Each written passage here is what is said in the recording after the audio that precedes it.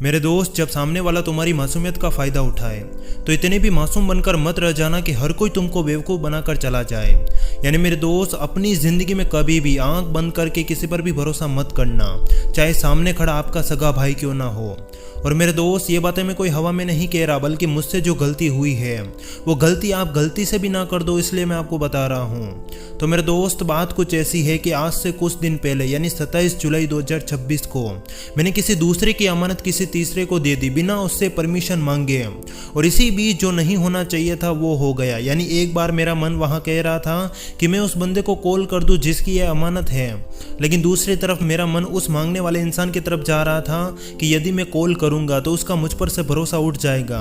और यहाँ पर मेरी गलती सिर्फ इतनी थी कि मैंने इंसानियत के चक्कर में, भरोसे के चक्कर में उस इंसान को वो चीज़, वो बाइक दे दी। और उस दूसरे वाले बंदे ने मेरी इसी मासूमियत और मेरे भोलेपन का फ़ायदा उठाकर मुझसे वो बाइक ये कहकर मांग ली कि मैं सिर्फ पास में ही जाकर आ रहा हूँ और 15 मिनट में आ जाऊँगा। लेकिन उस 15 मिनट के चक्कर में वो सुबह 11:30 बजे से लापता हो गया और रात को 8 बजे वो एक शराब की दुकान पर पाया गया। यानी मैंने उसको कितनी जगह ढूंढा, कितना कॉल किया, लेकिन उसने हर बार कॉल उठाकर सिर्फ एक ही बात कही कि मैं आ रहा हूँ। और जरा सोचो, जो इंसान शराब के नशे में हो वो एक मासूम दिखने वाले लड़के से कैसे बात करेगा, आप इसकी कल्पना भी नहीं कर सकते। और जब मैं उस शराब की दुकान पर गया उस बाइक की चाबी लेने, तो जिंदगी में पहली बार मैंने देखा कि नशेड़ियों की संगत कैसी होती है। और असल में उस बंदे का कैरेक्टर कैसा था वो मैंने वहां देख लिया। और मैं चाहता तो उसको 2-3 बातें सुना सकता था, उसको 2-3 थप्पड़ भी लगा सकता था, लेकिन मैंने उनकी उम्र का ध्यान रखा और वहां पर 2-3 लोग भी और बैठे हुए थे। तो जरा सोचो, यदि उस वक्त मैंने अपने क्रोध को बाहर निकाला होता तो वो बंदा मेरे साथ क्या कर सकता था। लेकिन वहां पर मैं खामोश रहा और मैंने सोच लिया कि ऐसे नमूने मुझे अपनी जिंदगी में बहुत मिलेंगे, फिलहाल मुझे यहाँ से चलना चाहिए। और असल में अगर मैं उस नशेड़ी व्यक्ति की बात बताऊं तो वो शराब के नशे में अपने घर वालों को पीटता है, अपनी पत्नी और यहाँ तक कि अपने बच्चे और अपने पिता का भी सम्मान नहीं करता। तो जरा सोचो, उसकी वो पत्नी, उसका वो परिवार कैसे जी रहा होगा। और जरा सोचो मेरा वो दिन कैसा गया होगा। यानी उस दिन ना तो मुझे अपने काम को करने का मन कर रहा था, बल्कि मेरे दिमाग में सारी नसें ओवरलोड हो गई थी।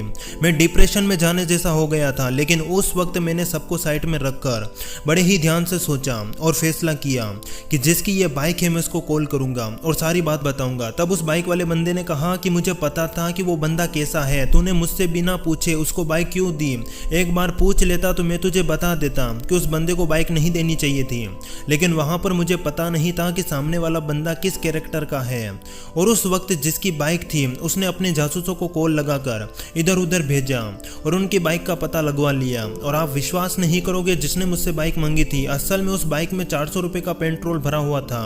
उस बंदे को इतनी भी शर्म नहीं आई कि जिसने मुझे ये बाइक दी है वो अपने घर कैसे जाएगा। तो उसने उस बाइक में से वो सारा पेट्रोल निकालकर उन पैसों से शराब पी ली और खाली टंकी की गाड़ी मुझे पकड़ा दी। और सच बता रहा हूँ मेरे दोस्त कि मेरी जिंदगी में मैंने ऐसा बंदा कभी नहीं देखा जो सामने वाले बंदे पर जरा भी दया ना करता हो। और एक सच्चाई बता रहा हूँ मेरे दोस्त कि ऐसे नमूने आपकी जिंदगी में भी बहुत मिलेंगे, लेकिन उनको कैसे हैंडल करना है ये आप ही के ऊपर निर्भर करता है।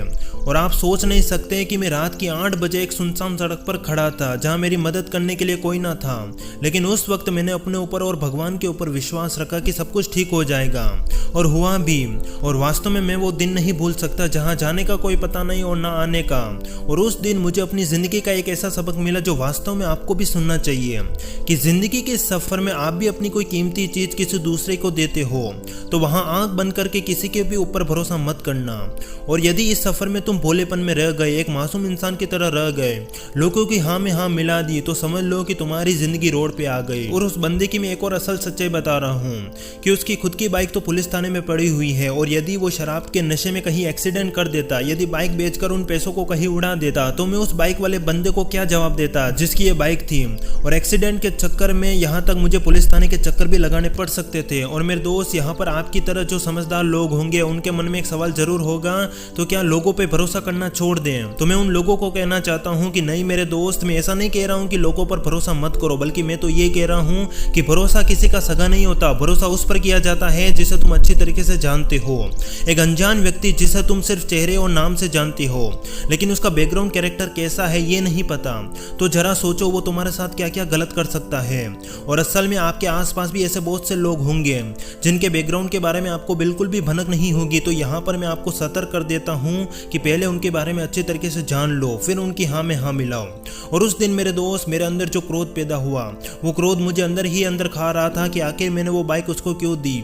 अगर एक बार वो बंदा मेरे हाथ आ गया तो मैं उसकी ऐसी धुलाई करूंगा कि वो अपनी 7 पुस्तकों को याद करेगा। लेकिन दूसरी तरफ मेरा एक मन ये कह रहा था कि चेतन, तू ऐसा इंसान नहीं है, असल में तू उन महान लोगों की संगत से निकला है और इन छोटी मोटी समस्याओं को तुम्हें इग्नोर करना चाहिए। और वास्तव में मेरा अंदर का जो दूसरा मन था उस वक्त वो यही कह रहा था कि असल में तेरे अंदर अहंकार नहीं बल्कि प्रेम है। यदि तेरी जिंदगी के इस सफर में कुछ ऐसी घटना हो भी जाए तो वहां पर खामोश होकर बस मुस्कुरा देना और सिर्फ इतना सोचना कि यह घटना उस परमेश्वर की कोई लीला है जो मुझे कुछ सिखाने आई है।